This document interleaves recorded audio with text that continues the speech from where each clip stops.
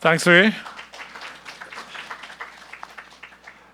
I'll be handing out fines for excess time later on. But as you stepped on some of Ryan's corns here, perhaps you just open them up. So, Ryan, you want to go next? Sure, why not?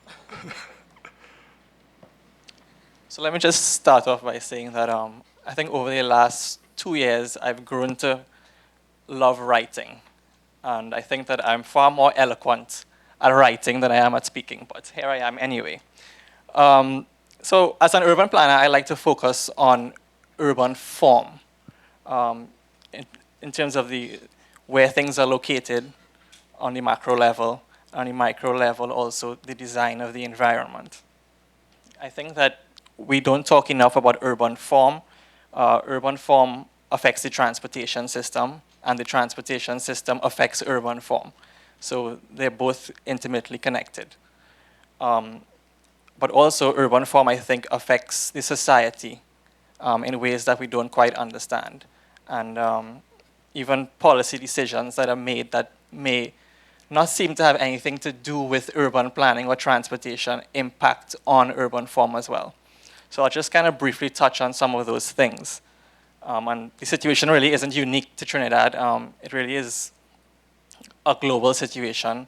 And I think things sort of happened in the era of the automobile. A lot of different places developed in the same way, using the same policies. So in the local context, at the macro level, sort of the things that have affected urban form. If you look at where the government decides to build public housing, starting in the post-independence era, you had places like Diamond Vale cropping up, which were suburban areas outside of the city centers. You have other policies like fuel subsidies, which made it a lot cheaper for people to drive and really sort of obscured the cost of commuting long distances to get into the city centers for jobs. You have things like the mortgage interest deduction that people get on their taxes. You may not think that that affects urban form, but the thing is that in urban centers, rental properties are more likely than ownership opportunities. So it skews the housing market towards suburban development, where it makes it cheaper to buy than it is to rent. So renters don't get the same benefits as people who are paying a mortgage. So that affects as well where people decide to live. You have the media and how the media portrays what is considered a decent home. You have this, well, in the American context, you have this typical image of the suburban single-family house with the white picket fence. And then that image is just perpetuated in the media, and everyone sort of thinks, well, this is what I have to achieve, and this is what I have to aim for. And then in terms of urban planning, and the biggest impact on urban form, I think, is the actual planning regulations, which really dictate how you can use land. Anything from the type of use you can put on your land to how tall the building can be, how many residential units you can fit on the land. I think that is one of the hidden factors that we haven't really been talking about as a society. And the conversation has been happening a lot in other countries because it's probably the most important factor that determines urban form and hence impacts the transportation system. So I like to focus on planning regulations. I think at the macro level, it can impact where we decide to locate things. And at the micro level, it also impacts site design. So where do you place a building on the site? Is the building close to the sidewalk, or is the building far from the sidewalk? If it's closer to the sidewalk, it means there's more of an interaction between the people who are using the building and the people who are walking on the sidewalk. So immediately the sidewalk becomes a friendlier place to be, and people are more likely to use the sidewalk and walk to places. If you have a situation where the building is far from the sidewalk, then there's no life on the street. And if there's no one on the street, everyone is just going to drive everywhere because the street isn't a comfortable place to be. It isn't safe. It isn't interesting. So in my line of work, I really try to focus on planning regulations and reforming the planning regulations to sort of help us achieve a more sustainable urban form, one where people have the opportunity to walk to destinations, not just because they want to, but because it's useful. So if we plan things, Dr. Furlonge talked about mixed-use development. So in terms of having business places close to places of residence, all that is determined by the planning system. So if the planning system says this zone is only residential and this zone is only commercial, then you have to travel far distances to get from where you are to where you need to be. So reforming that planning code is essential to taking us along the path to more sustainable development. So that's all I'll say for now, and if you all have any specific questions, I can always answer that. Thank you very much, Darren. Sorry, Ryan.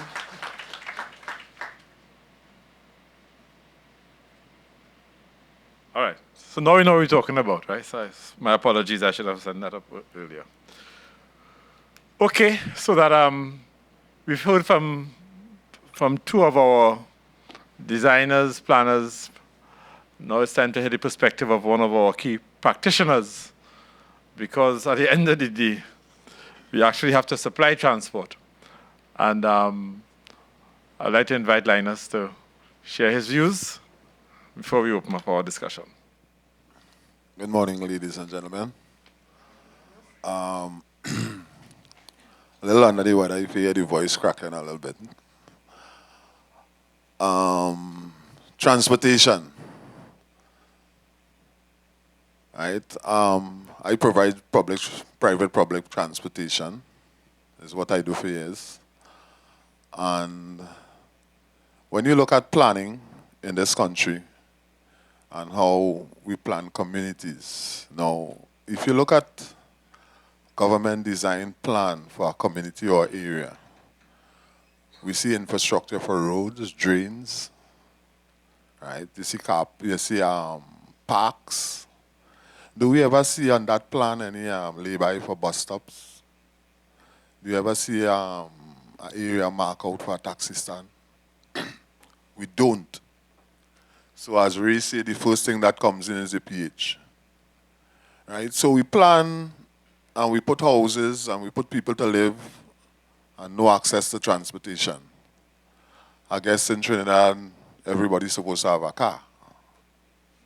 So we only think about the man who have the car and not about the man who depend on somebody else to get him where he's supposed to be.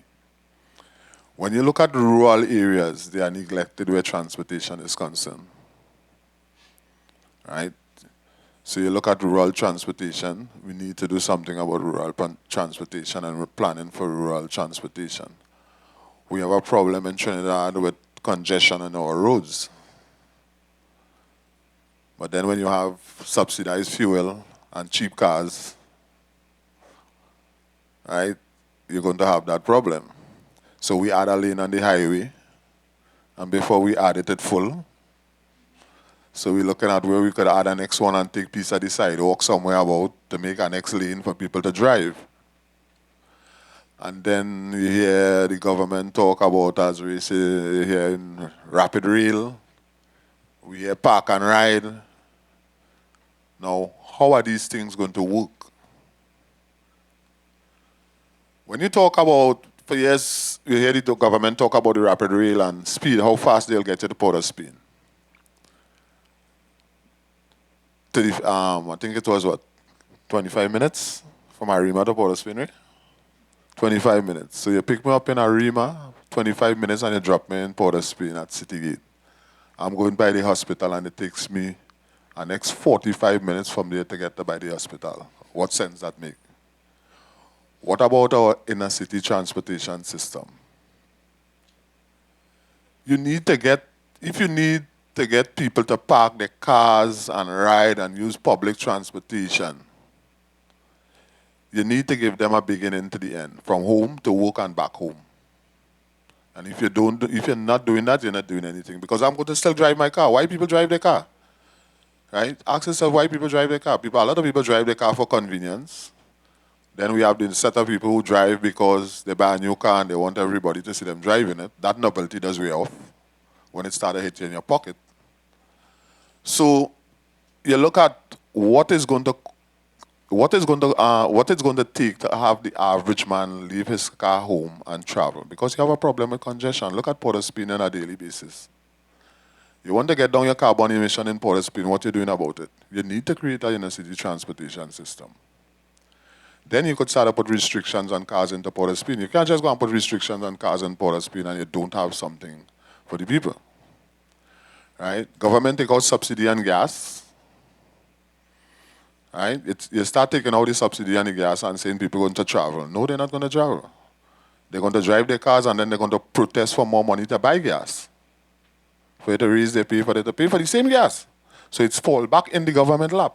Because you're pulling the rug out of from underneath people and you're not putting a support system. If you take in one thing, you're supposed to put something in place to support that. That's just my view on how I think it's supposed to go. So if you want to put a proper transportation system in place and you're talking about rail, and you don't put an inner city transportation system in place, people are still going to drive. They're going to ride the train 2 days to see how it is, and after that, you're going to end up with a big subsidy again. Subsidy on PTSD, subsidy on the train, subsidy on the water taxi. And that is where we're going. From one subsidy to the next. So, in my thing on transportation and how you move on, people